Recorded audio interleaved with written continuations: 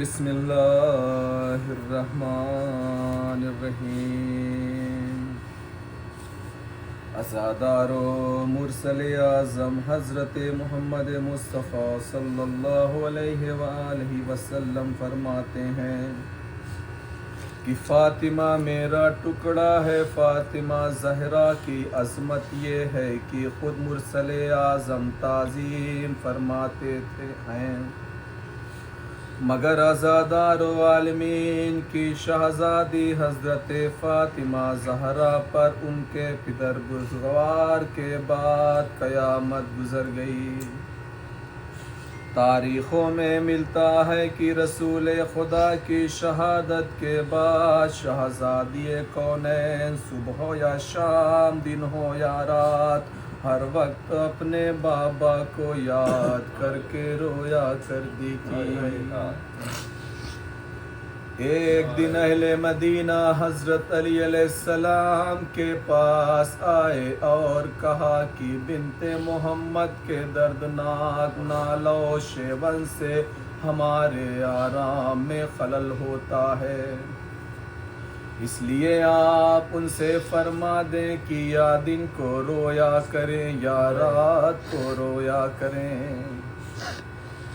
یاد پدر میں رونے والی بیٹی کو رونے سے منع کرنے کا اثر یہ ہوا کہ سیدہ صبح کو حسن و حسین کو لے کر جنت البقیع میں آ جاتی اور دن بھر گریا کرتی۔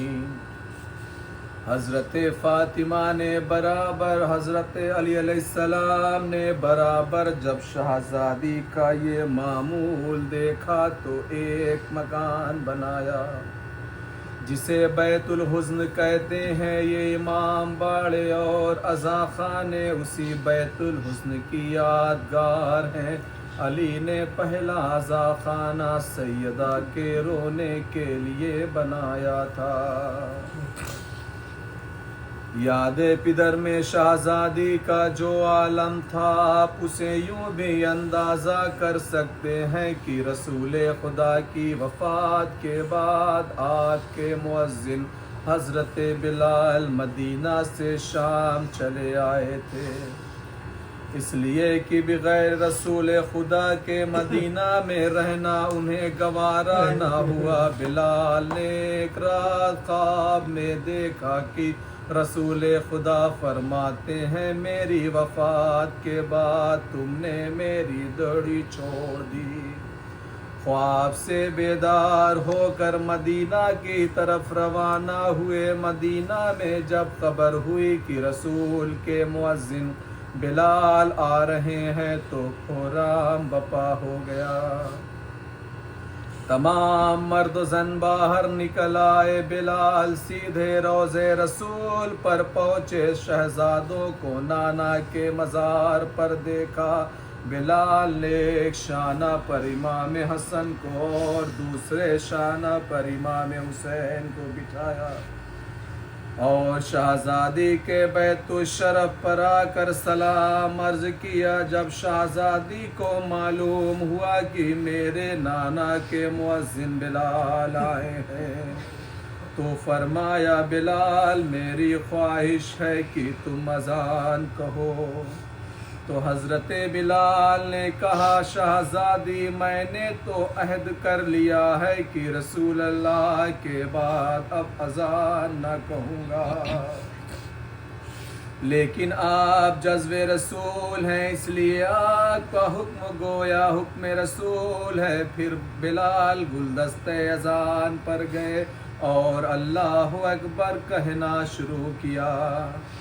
حضرت فاطمہ زہرا اپنے پدر بزرگوار اور ان کے زمانے کو یاد کرنے لگی، اور جب بلال نے اشہد ان محمد رسول اللہ کہا تو جناب سیدہ نے ایک نعرہ لگایا اور بے ہوش ہو گئیں۔ ہائے انقلاب زمانہ کی رسول کے پہلو میں بیٹھنے والے، در سیدہ پر آگ اور لکڑیاں لے کر آئے، اور دروازے میں آگ لگا دی، پھر ایک ظالم نے اپنے پیروں سے دروازے کو دھکا دیا۔ حضرت فاطمہ زہرا جو دروازے کے پیچھے کھڑی ہوئی تھی اور شہزادی کے پس پشت دیوار تھی، چنانچہ جلتا ہوا دروازہ ظالم نے گرایا تو سیدہ دیوار اور دروازے کے بیچ میں آ گئی۔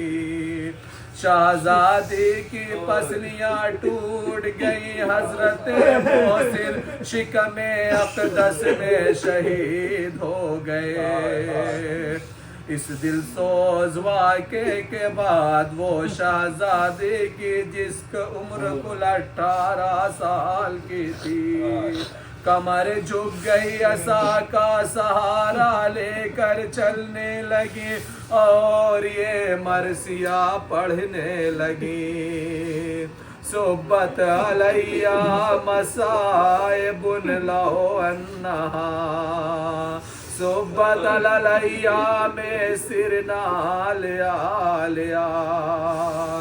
اے بابا میرے اوپر اتنے مصائب ڈھائے گئے کہ اگر دنوں پر پڑھتے تو وہ کالی راتوں میں تبدیل ہو جاتے۔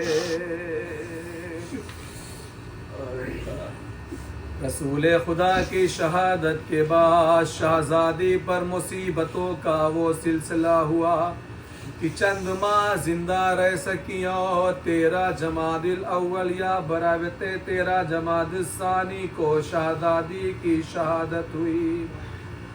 شہادت کی تفصیلات مورخین نے اس طرح لکھی ہے کہ شہزادی نے ایک دن اسماء بنت امیس سے فرمایا کہ جس طریقے سے یہاں عورتوں کا جنازہ اٹھایا جاتا ہے وہ مجھے پسند نہیں ہے، اس لیے کہ یہاں عورت کے جنازہ پر صرف چادر ڈال دیتے ہیں اور جسم معلوم ہوتا ہے۔ اسماء بنت امیس نے کہا شہزادی میرے وطن میں لکڑی کے تختہ پر چاروں طرف سے چادر کھینچ دی جاتی ہے، اور جب جنازہ کا نقشہ بنا کر پیش کیا تو حضرت فاطمہ کو بہت پسند آیا، یہاں تک کہ آپ مسکرا اٹھی، اور رسول کی وفات کے بعد یہ پہلا اور آخری موقع تھا کہ جب شہزادی خوش ہوئی۔ پھر علی کو بلا کر چند وصیتیں کی۔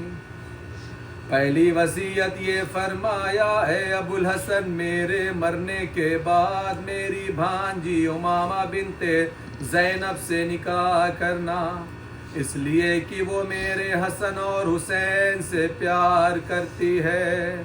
دوسری وصیت یہ ہے کہ میرا جنازہ رات میں اٹھانا۔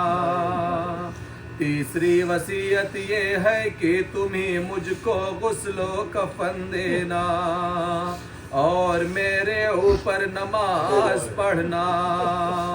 اور اے ابو الحسن میں عرصے سے تمہارے ساتھ رہی ہوں، اگر مجھ سے کوئی قصور ہوا ہو تو معاف کرنا، اور میرے مرنے کے بعد مجھے بھول نہ جانا، میری قبر پر فاتحہ پڑھتے رہنا۔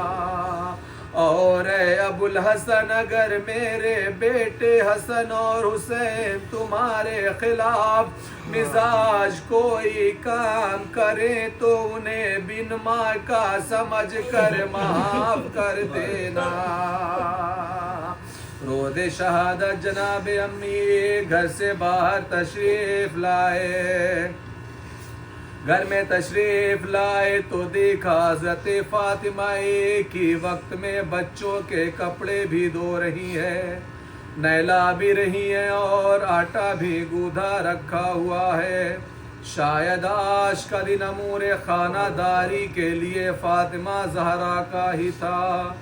امیر المومنین نے فرمایا اے بنت محمد آج آپ کو میں خلاف معمول 3 کام ایک ساتھ کرتے دیکھ رہا ہوں۔ تو حضرت فاطمہ زہرا نے فرمایا اے ابوالحسن اب میں کچھ ہی دیر کی مہمان ہوں۔ حسین کو نہلایا اور کپڑے دھلے اور روٹیاں بھی تیار کر رہی ہوں تاکہ حسین کی آخری خدمت ہو جائے اور میرے بعد میرے بچے بھوکے نہ رہیں۔ میرے مرنے کے بعد سب میرے غسل و کفن میں رہیں گے تو میرے بچوں کی خبر گیری کون کرے گا؟ اس کے بعد امیر المومنین مسجد تشریف لے گئے۔